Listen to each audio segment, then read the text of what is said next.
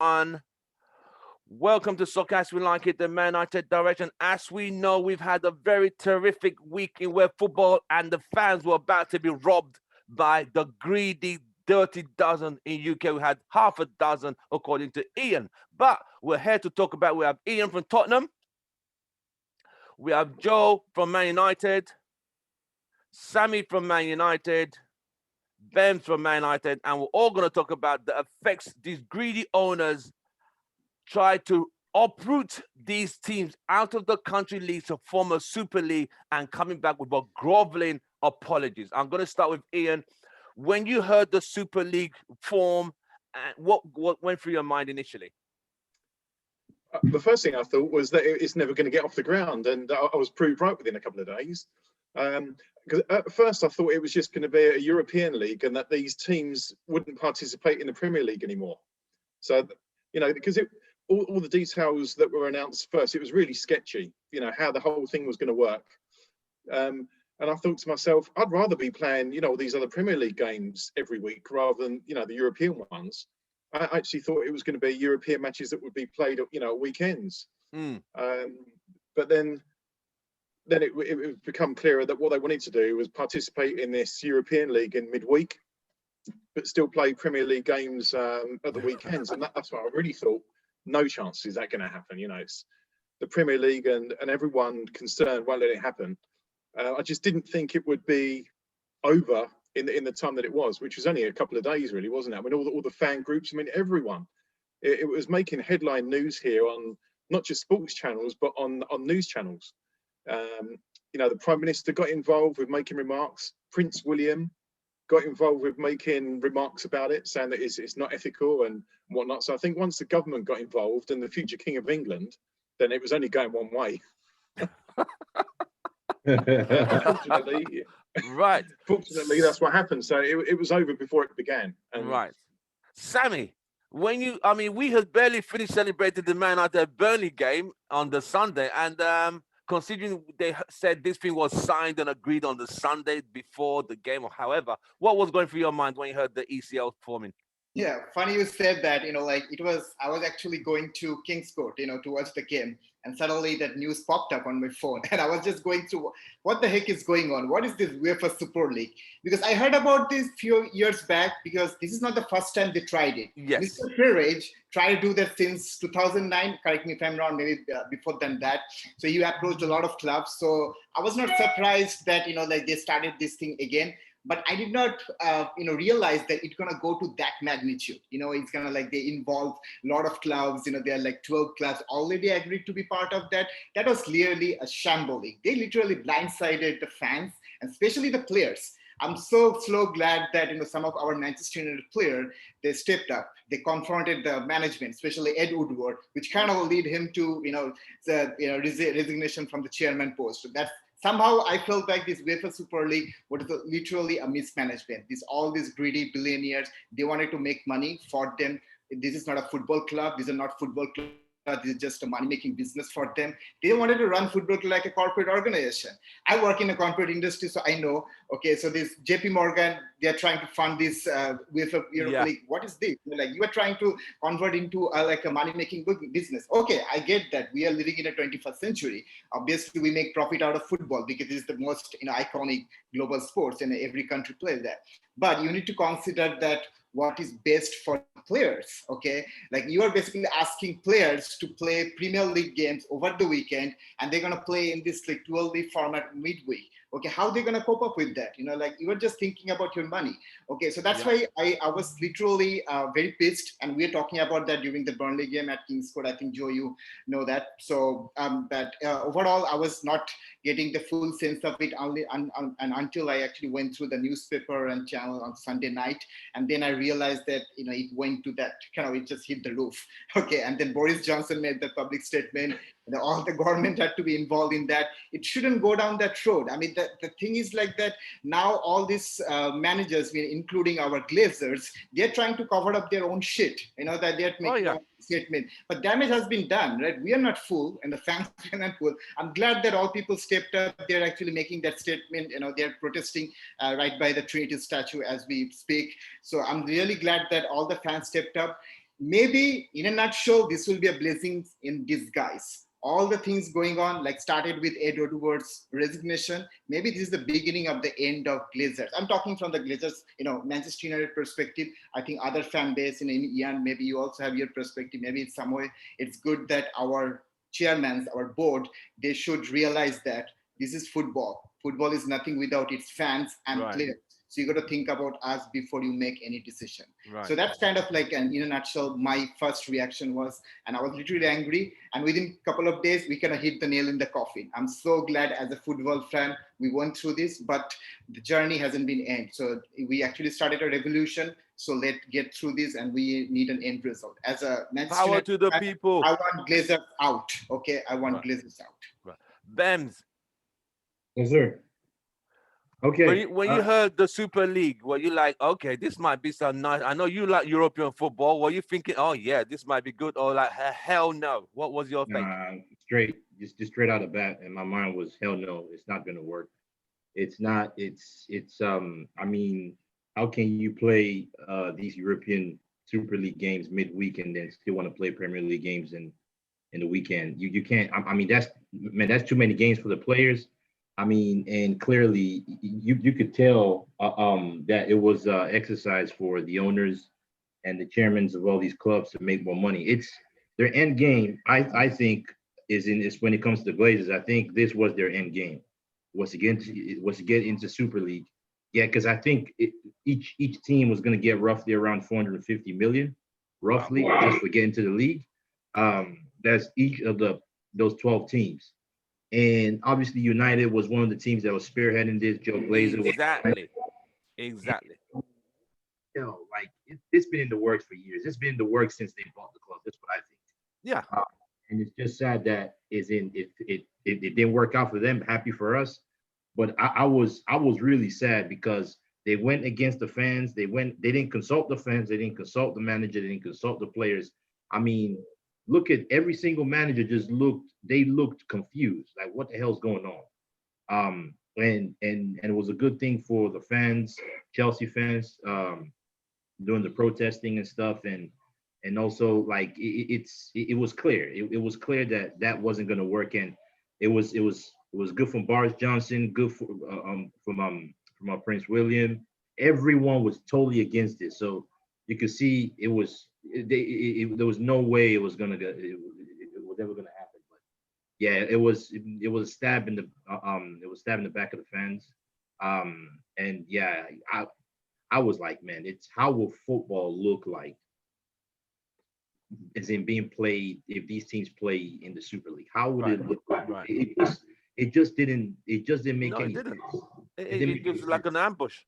What we know in football for the past how many decades? Well, I mean, it was gonna change completely. And thank God it's dead in the water. So I'm happy about that. Right.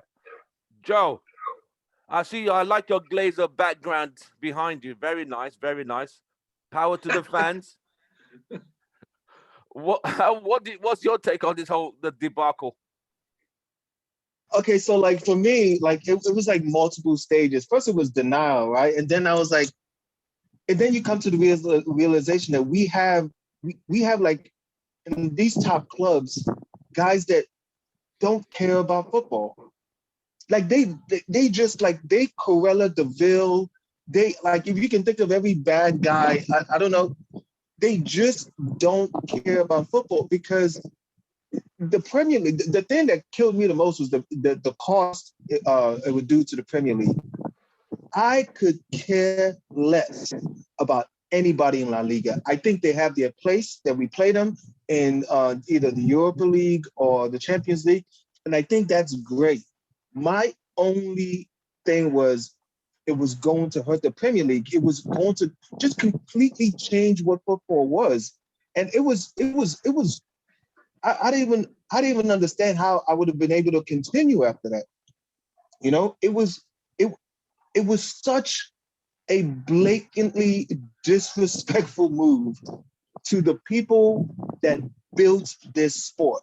Like 100 years of English football, the fans, those towns, these clubs they're not just franchises that some guy that just decided to put together. These guys were like Arsenal was from an actual like a military post. Aston Villa, they played in a place called. I mean, so much history was involved, and for these guys to completely just disregard all of that for money, it was unbelievable. But definitely glad that the fans woke up. Like nobody asked for this, nobody wanted this, and I hate that this has put a stink on American investment because I don't feel not everybody's like that, but man, I don't even know. It's almost like at the same time you're looking at this, but then you're looking at UEFA and the Premier League, and you're like, how the hell did you let these guys own teams? Exactly. You know, how did we get here? So I'm glad all of this is out the way. I don't think it's gonna really change much as far as ownership from one of these teams, but I'm glad football is back and we can enjoy it the way we need to. There still needs to be changes. There needs to be improvements to the game. VAR being one of them, finances, and all of that. But this was a solution to a problem that nobody had. So that's it. Yeah. Thanks, Joe. You see, when you take everything from all angles, you see like football, English football, European football has fans over generations, centuries, whereby they built the club with fans and communities. These guys just come, all right, I own the club, 50%, however percentage they own the club with, and just decide, all right, we are going to just take these teams out of these communities and set up a super league. They might end up being like, 1 week we're going to play in Abu Dhabi, whatever. It should just be like a touring circus going from country to, and they're going to make you sure you're paying streaming subscription, and it's all about the money. And to now hear these poor excuses, the Glazers' excuse was even more depressing, saying, we made the mistake, we are sorry, we knew you're the heartbeat of the club. We've always been there, we're not going anywhere. So to realize you're the heartbeat of the club now when you've been busted, I'm sorry, bro. That apology, like I said on most of my tweets on Instagram, they could put the apologies where the sun doesn't shine. Exactly. So Ian, did Daniel Levy, what was the Spurs response from the owners? What did they tell to the fans? What was the official statement? The official statement was more of there was no apology. It was, wow, we regret the anxiety or something like that that's been called, but there was no apology as such. But I think the thing that irked the Spurs fans, I mean, Daniel Levy has been a supporter of the club since he was a kid. So he's been going to Tottenham since he's about 8 years old. So he knows full well, the history that he would have been dismantling, being part of this. But you don't know if he's been instructed by Joe Lewis, who's the owner of the club. He's the owner of ENIC PLC. But this thing would have been in the pipeline for so long. Yeah, and it could have just been it's been going on for a long time. I think it explains. I mean, obviously, that Tottenham have got a new stadium, and it's not been named yet. It's called the Tottenham Hotspur Stadium, and we've been wondering why it's taken them so long to get a sponsor for it. And I think we know now, because if we'd have gone into this Super League, you imagine that we'd have got a whole lot more money for the stadium naming rights. So I think that this would have been in the pipeline for months and months, if not years. All these owners getting together. I'm surprised that nothing was leaked beforehand. Yeah, because this would have been going on for so long, and so many people would have been in the know about it. But as I said, with Tottenham's response, I mean, the club issued that statement, but all their social media stuff has been just talking about, the manager change first, and then tomorrow's cup final. So I think for other clubs, they've had more to look at with the Super League, but where Tottenham, with what's going on tomorrow in particular. Yeah, you guys got a lot on your plate. Luckily for the board of directors, we've got a bit of a distraction. Yeah. Bems. Yes, sir. When you heard the Glazers' apologies, and because you see, the American owners are trying to do the basketball and American football franchise, it does not work. They'll probably change United to LA Reds or LA United and not even playing Old Trafford anymore, if that's the thinking. Because I know when they bought the club, they had the vision to probably uproot United. I won't put it past these greedy bastards. I wouldn't. Oh yeah, oh yeah. They had, you know, when it comes to American ownership, they always want to model the way the NFL, Yeah. as in franchises are going. Like these teams are franchise and stuff like that. They that's basically what they were trying to do, was to model that.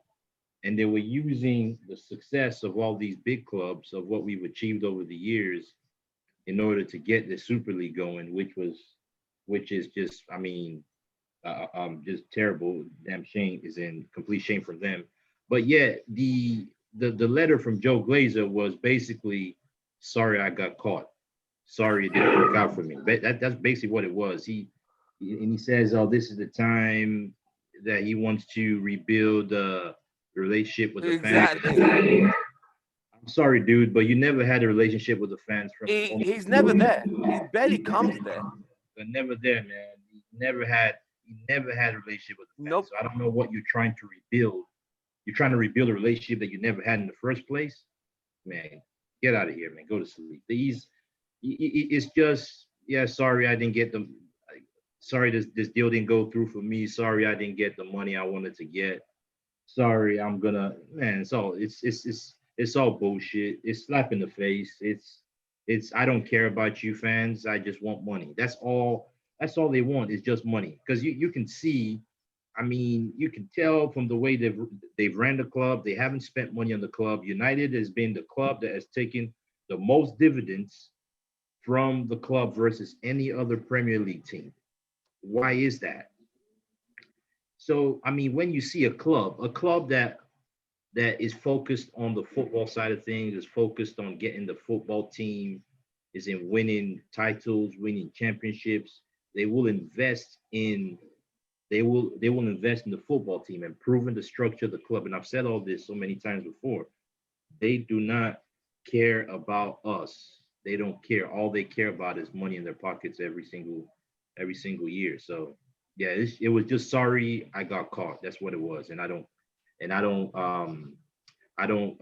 accept that. I want them out of the club. This is the opportunity for us to push them out of the club, whichever way we can. Protest, not buying jerseys. I mean, not going to the game. Franchise. Whichever way, you have to hurt them in their pockets, because they will not sell the club till it hurts them in their pockets. As it stands right now, they're not going to sell.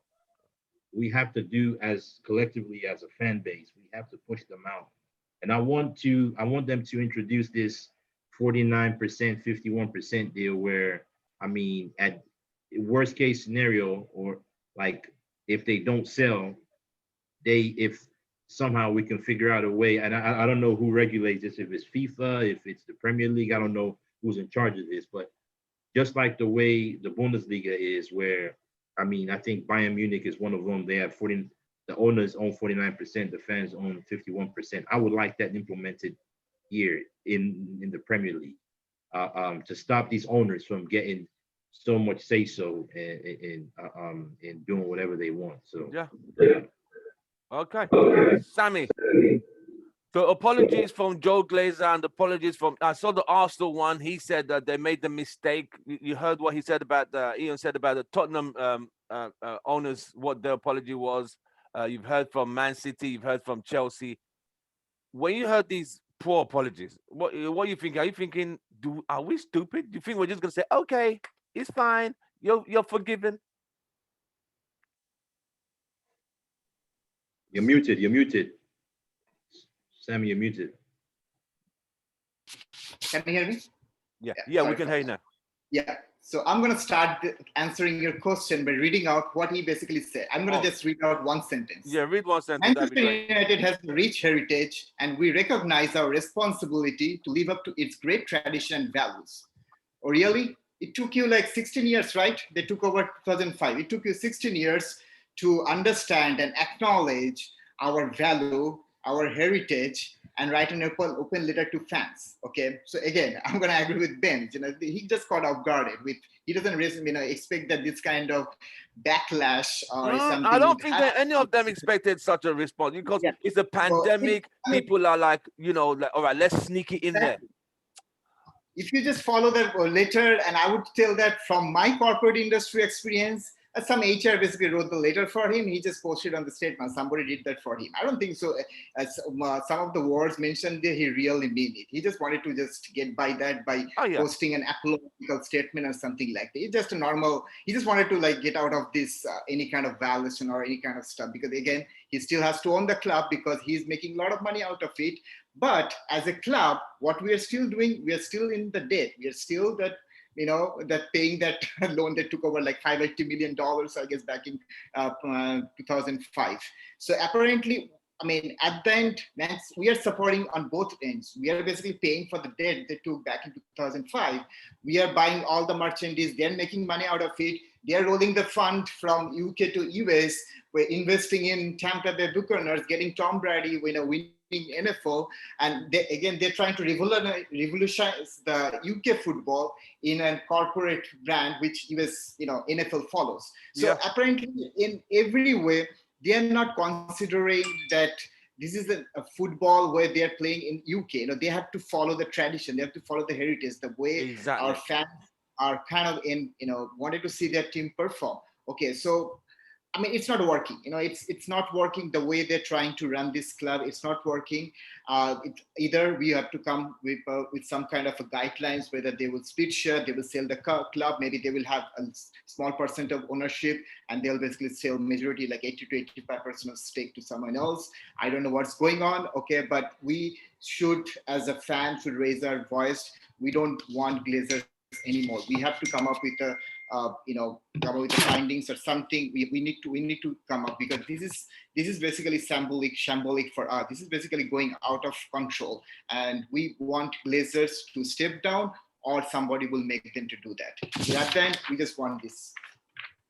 That's it. Hey. Joe.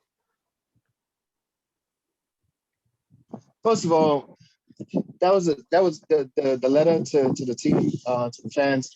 That's just a PR thing. I don't think he wrote that. Did you see the Liverpool manager who sat down in his house? The Liverpool manager sat down in his house in his small shirt and a bomber jacket, sitting there groveling. I'm not buying all that. I'm not buying it. Not buying it. It's just strictly PR. They're trying to protect an asset. That's all it is. I don't believe a word from it, because there's no way you can truly have put those words together and then just a week earlier had been planning, or like years earlier had been planning to do it. Those two worlds cannot exist. You cannot believe Manchester United has a rich tradition that needs to be protected and do this at the same time. This is like your wife coming home, right? And you have like a whole new wife there. Like you're just trying to move, like it's a complete and utter violation, right? And there's no going back.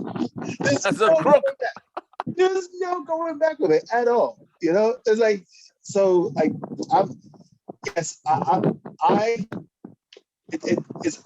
would like to be super optimistic that we're going to be able to get rid of him, but I would be definitely very happy with a compromise of the 51-49, like Ben said earlier. If something has to change, then definitely I feel the government has to get involved. Like this is a disruption to a complete, like an industry in England. It affects so many people, and the government has to get involved. I'm not really, crazy about maybe like the government telling, industries exactly what to do and stuff like that. But if you're going to make this kind of disruption, the government has to be able to even, just take a look at it. It's complete useless. Like the letter is useless as them. And I have nothing else to say about that. Right, thanks, Joe. So, Ian, are the UK government planning any tougher regulations and restrictions? And is the Premier League even planning to find these guys? Because if you look at it, right, this wasn't actually coup. It's like trying to overthrow a government. And when you fail, the coup plotters have to be punished, right? Yeah. Easy. Then you Yeah. have people like even the UEFA president said he called Ed Woodward a snake, that he was in every meeting pushing for the ESL to go. So now he's saying, oh, I was not aware of it. I didn't think it was going to be like this. And they're trying to put PR around Ed Woodward like he wasn't the bad guy. He was driving it on behalf of the Glazers. You know, see what I mean? So do the UK government, are they planning any tougher regulations going forward? I think there's going to be some kind of fan-led involvement. So I think that the government, the sports minister, is going to be working with supporters groups around the whole thing. But details are a bit sketchy still. And now that, you know, it's not headline news anymore. I mean, you know, still with the pandemic going on. Yeah. People are, you know, there's protests and all sorts of things going on in London today regarding the lockdown. So really, off the main news, football is off the main news. And you know, we've got a weekend where we've got lots of matches going on and everything. So even the Super League has gone off the headlines on sports news. So it's still early days. I mean, it only happened a few days ago, but I'm sure there will be.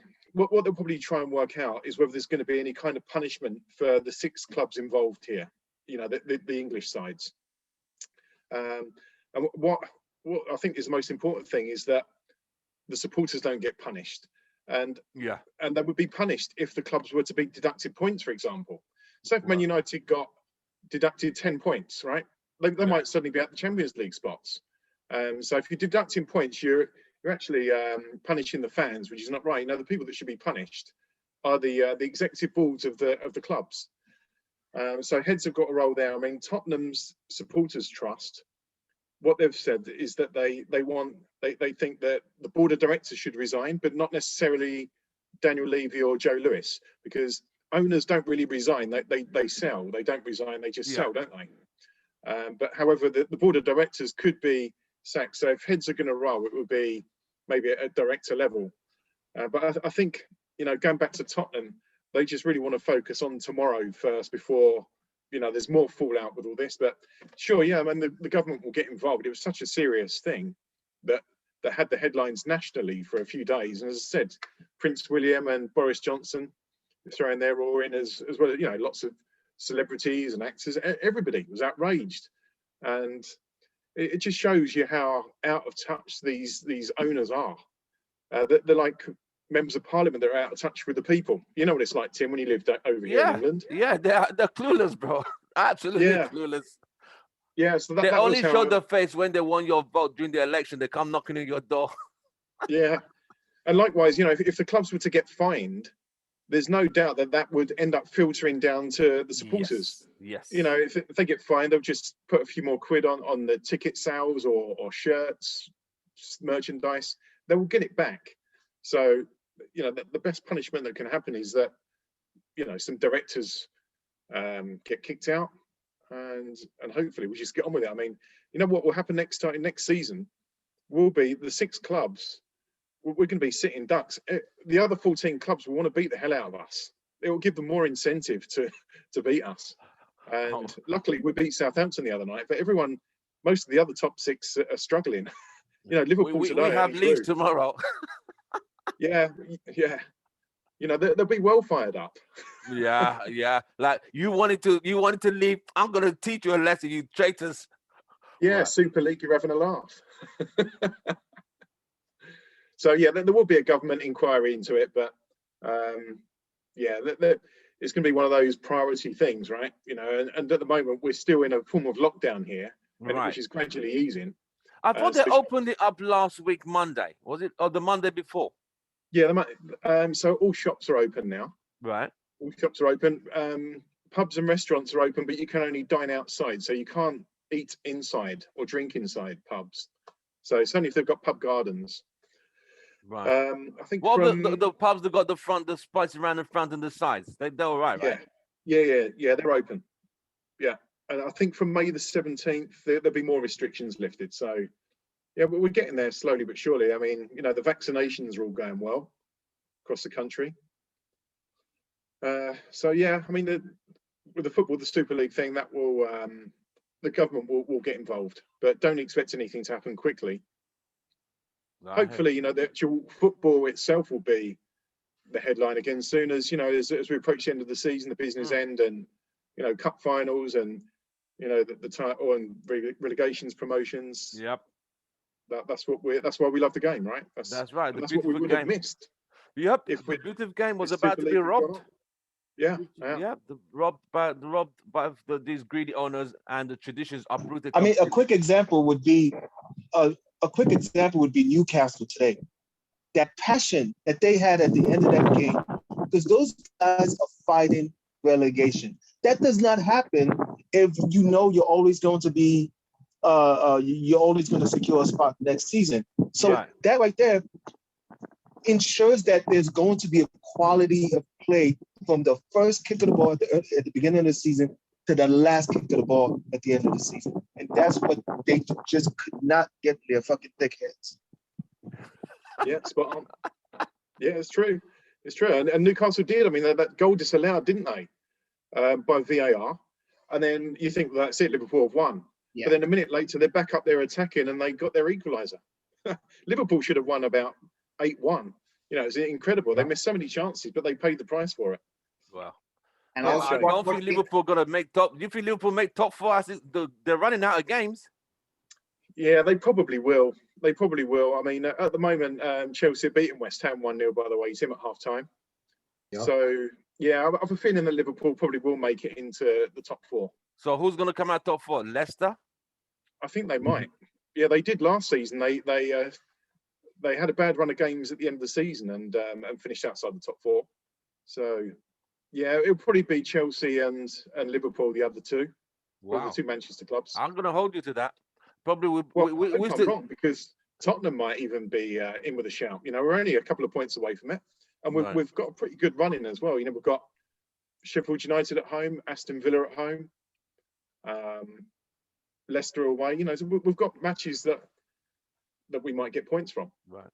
Right. On a more positive note, we've heard all the sad news of ESL. Hopefully that's going to be the end of it. Man United, we got Leeds tomorrow. Any predicted scores, Sammy? Man United leads away tomorrow? Well, the first leg game was really good. I mean, we all know that. I mean, how good it was. We actually literally had the open play and kind of like play to the Leeds style. We kind of little accustomed to it that Leeds kind of like an open play team, you know, like they usually give you a lot of space in the midfield. Yeah. And I remember our Scott McTominay kind of utilized that. He kind of bossed around in the midfield in the first leg. So I'm expecting a good game tomorrow. Maybe it won't be the same margin win, you know, as we had like in the first leg. No, but I can't see 6 or 7. I can't see that score. No, I mean, don't think that's not possible. But I'm rooting for a Manchester United win. Maybe it'll be kind of like a 3-1 or 3-2. I won't be surprised to be like a close 3-2, 4-3 game. Okay, because both of the teams, they're gonna play a very open game tomorrow, and I'm kind of still rooting for United will win, and I'm kind of predicting that it will be a 3-1 or maybe 3-2. Okay, Bams, I know you're analyzing your speech. What's the predicted score tomorrow?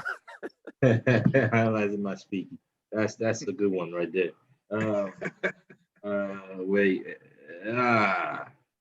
Leeds it's away. A tough one. Leeds away.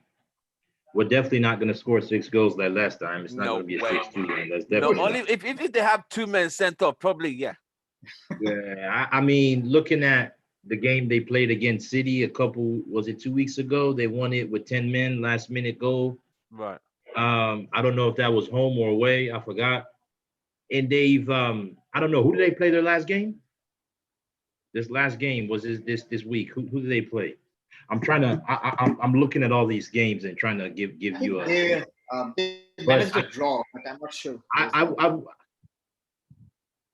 I would say 3-1. 3-1 United. 3-1 in the sense that if for us 3-1, if Bruno plays, Pogba and Donny van der Beek, we could score more goals. That's the reason why I say that is because the more creative players we have on the field, I mean, and then because it's gonna be a tough game. Leeds These are won't not be easy, mate. Leeds will be up for this one, gonna mate. come at us. Especially when they're going to play against a team that tried to run away from the league. They're going to pull Leeds are definitely gonna come at us. I'm having a feeling Dan James is probably gonna play this game because these are the type of games that he excels in because of the space behind. So I mean, yeah, it depends on what Ole plays. It depends on the personnel because he always plays the same formation. Right. Depends on the personnel, but if he picks the right personnel, in my opinion, at minimum, two of those guys, Pogba and Bruno, have to play. I'll predict 3-1. 3-1. Joe, Man United Leeds tomorrow. Leeds, they only have one way of playing. They're gonna come at you. All right, so I'm gonna say 3-1 if Leeds scores first. I'm gonna say 2-0 if we score first. Okay, good. Yeah. Ian, United fans will all be supporting Spurs tomorrow. You know that, right? Yes, thank you very much. We are. Go Spurs. We don't want City to win treble. No, they're not winning. No, we don't. They're not winning no trouble. I mean, they're not going to win treble, but still, I'm saying, we don't want them to win trophy. No. Yeah, Tottenham desperately need this trophy. It's been so long. Right. 2008 since we won our last trophy. So Wow. it's too long. Yeah, it's been So long. any predicted results tomorrow, Ian? You got a prediction? Well, you want me to predict the League Cup final result? That would be great if you can. I don't know, Tim. I mean, you know what? Come on, you actually have a new. He doesn't want to jinx it. He doesn't want to jinx it. You know what? I kind of like Ian's honesty, man. You can tell he knows his team. He knows what his team can do. But yeah, funny enough, you'll be surprised. But I would have felt a little bit more confident if Mourinho was still there. Yeah, and me too. Yeah. Even though Exactly. he's such a crazy I talked guy. about that a week back. I know Mourinho actually had a really good track record against City. So I was kind of rooting for Spurs because if Spurs, because they beat them in the first leg, right? I mean, Spurs beat City in the first leg of Premier League. So Mourinho actually had a good track record against City. Yeah, we beat them 2-0 back in November, I think it was, or December. Wow. But that was a long time ago when Tottenham were on really good form, and they, in fact, I think they went top of the league at that time. But since then, it's been a steady decline. So a cup final, anything can happen, but City will be favourites. Yeah. I just hope we can at least score a goal because for the last Tottenham's last 3 cup finals, I mentioned this the other week, Tim, we've not even scored a goal. Wow. So we lost the Champions League final 2-0 to Liverpool. We lost the League Cup final under Pochettino 2-0 to Chelsea in 2015. And prior to that, 2009, you'll remember 0-0 against Manchester United, the League Cup final, and then we lost on penalties. Yeah. So if we can score a goal, that would be progress. But I think to beat Man City, we need to score 2 or 3. The likelihood is. Yeah. I think we will score. I think both teams will score. And I don't know, if we I can. think we should give more game time to Gareth Bale. I mean, I think Bale should give more game time tomorrow. Yeah, I was just Sammy, you read my mind. I was about to say, Ian, do you think Bale will start?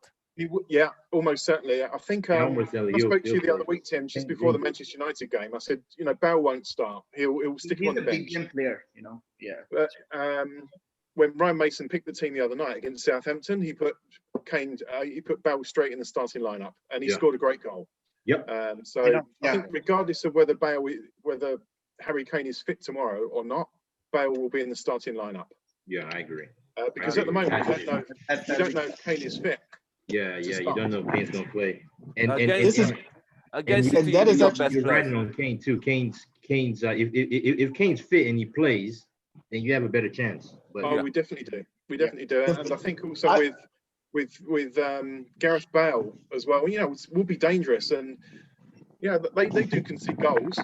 Well, and City do concede when you attack them. Yeah. I always thought like your best chance to win in this game was without Mourinho, because Mourinho does not put the best guys in the best positions. There were so many times I saw Tottenham play and I saw Harry Kane in the midfield. I'm like, come on, man, that guy's a fucking killer. Put him up top. Bale is a fucking killer. Put him in the lineup. He's not willing to make simple and clear football decisions because he has things in his head that his way he wants to do things. And I think Yeah. that's the only chance you guys have now. You guys have that juice and you guys have that will. And if you go at City, this is how you beat City. You gotta get at them because that team can get rattled. That team can get rattled when they concede. They are vulnerable. If you just keep getting at them and just mind your defense, I know this defensively, you guys are very suspect. But if you guys could just get at City, score first, and then just hit them on the counter, you guys can pull it off. Like Mourinho football would not have been great for tomorrow's game because it feeds right into City's hands, giving them all the possession, letting them do whatever. Now they have a lot of depth. Now they can change the game any way they want, coming off with people coming off the bench.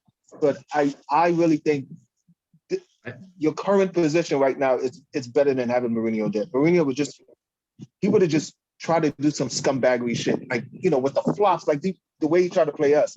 So that's my opinion. I think if Mourinho was in charge tomorrow, it would be about 70% Man City possession. Oh yeah, definitely. Yeah. And I think now if Spurs are to lose, I think at least we will go down fighting and having a go. And I think that's all the fans will want. I mean, we desperately want to win this trophy, but if we are to lose a good game, just to go down fighting, score a couple of goals, and just do the club proud, really. All right. Thank you. Ian. We all be supporting Spurs tomorrow, wishing them Good luck. a great game. Yeah.